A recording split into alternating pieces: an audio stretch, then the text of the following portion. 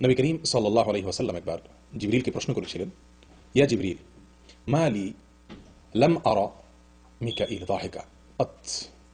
আমি কখনো মিকাইলকে, চারজন প্রধান ফেরেশতার অন্যতম মিকাইলকে আমি কেন কখনো হাসতে দেখিনি, কখনো তার মুখে আমি হাসি দেখিনি কেন?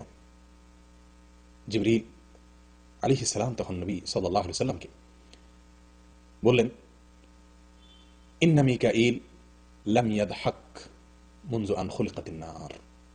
আল্লাহ সুবহানাহু ওয়া তাআলা যেদিন জাহান্নামকে সৃষ্টি করেছেন সেদিন থেকে মিকাইল কোনোদিন হাসেননি। হাদিসটি মুসনাদে আহমদে বর্ণিত হয়েছে। প্রিয় বন্ধুগণ, তথ্যটি অনেকেই হয়তো আগে থেকে জেনে থাকবেন, অনেকের জন্য হয়তো নতুন, কিন্তু এই তথ্য আমাদেরকে অনেক অনেক কিছু শিক্ষা দেয়। আমরা সকলেই জানি আল্লাহ সুবহানাহু ওয়া তাআলা ফেরেশতাদের সম্পর্কে বলছেন, লা ইয়াসুনাল্লাহা মা আমারাহুম। আল্লাহ তাদেরকে সৃষ্টি করেছেন এমনভাবে যে তারা আল্লাহর কোনো নির্দেশকে লঙ্ঘন করে না। সৃষ্টিগতভাবে, প্রাকৃতিকভাবে তারা আল্লাহর অবাধ্য হওয়ার কোনো সুযোগ বা ক্ষমতাই তাদের মাঝে নেই। এই জন্য কোনো ফেরেশতা কখনো জাহান্নামে যাবে না, কখনোই জাহান্নামের আগুনে তারা পড়বে না। এরপরেও এই কথা জেনেও আল্লাহর ফেরেশতাদের মধ্যে কোনো সাধারণ ফেরেশতা নয়, একজন বিশাল মর্যাদাশীল ফেরেশতা মিকাইল, তিনি কখনোই কাঁদেন না, তিনি কখনোই হাসেন না। তার হাসা তিনি ছেড়ে দিয়েছেন জীবনের তরে জাহান্নাম দেখে, জাহান্নামের আযাব দেখে, জাহান্নাম সৃষ্টি করার পর থেকে। প্রিয় বন্ধুগণ, নিঃসন্দেহে একজন মানুষ হিসাবে এর মাঝে আমাদের জন্য শিক্ষা রয়ে গেছে। আসুন আল্লাহর ভয়ে ভীত হওয়া এর অভ্যাস করি। বিশ্বাস করুন, আল্লাহর ভয়ে ভীত হওয়ার মাঝে যে স্বাদ রয়েছে, এর ভিতরে যে আনন্দ রয়েছে, এর ভিতরে যে এরকমভাবে এর ভিতরে যে তৃপ্তি রয়েছে, পৃথিবীর কোনো জিনিসের মাঝে সেই তৃপ্তি নাই।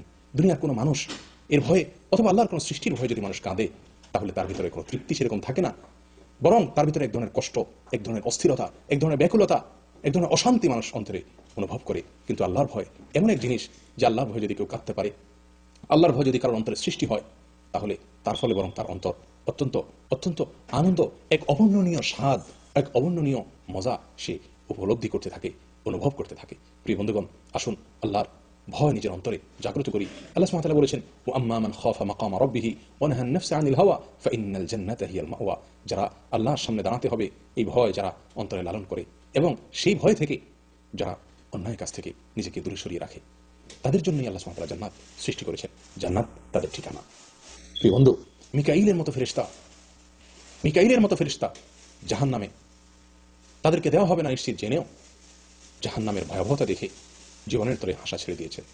আর আমাদের অন্তর একটিবারের জন্য জাহান্নামের শাস্তির ভয়ে, জাহান্নামমুখী কর্মকাণ্ড, গুনাহ, অপরাধ, হারাম, এই সমস্ত কর্মকাণ্ড থেকে আমরা নিজেদেরকে দূরে সরাচ্ছি না। নিঃসন্দেহে আল্লাহ সুবহানাহু ওয়া তাআলা সঠিক বলেছেন, উলাইকা কাল আনআম। অন্তর আছে কিন্তু উপলব্ধি আমরা করি না। এই সমস্ত মানুষকে আল্লাহ তাআলা চতুষ্পদ জন্তুর চাইতেও পথহারা, গোমরাহ, পথভ্রষ্ট বলেছেন। আমরা যেন সেরকমই হয়ে যাচ্ছি। আল্লাহ সুবহানাহু ওয়া তাআলা আমাদের সকলকে আল্লাহর ভয় আমাদের অন্তরে লালন করার, জাগ্রত করার, অনুভব করার তৌফিক আল্লাহ তাআলা আমাদের সকলকে দান করেন। আর আল্লাহর ভয়ে ভীত সন্ত্রস্ত যারা, তারাই জান্নাতি হবে। আল্লাহ তাআলা আমাদের সকলকে সেই সৌভাগ্যশীল বান্দাদের মধ্যে শামিল করেন। আমিন। ওয়া আখিরু দাওয়ানা আলহামদুলিল্লাহি রাব্বিল আলামিন। আসসালামু আলাইকুম ওয়া রাহমাতুল্লাহি ওয়া বারাকাতুহু। আহমদুল্লাহ হুজুরের এমন আরও ভিডিও পেতে চ্যানেলটি সাবস্ক্রাইব করুন। ধন্যবাদ।